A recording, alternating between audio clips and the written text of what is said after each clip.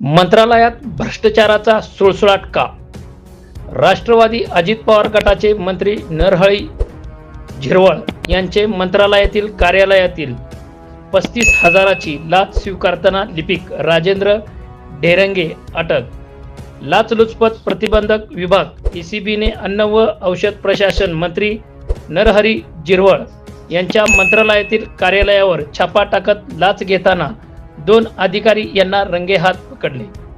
लातूरमधील औषध परवाना पूर्ववत करण्यासाठी 50,000ची मागणी केली होती. तपास पूर्ण होईपर्यंत ऑफिस सील राहील असेही माहिती LCB यांनी दिली. मंत्री झिरवळ म्हणतात, माझा या प्रकरणाशी काही संबंध नाही.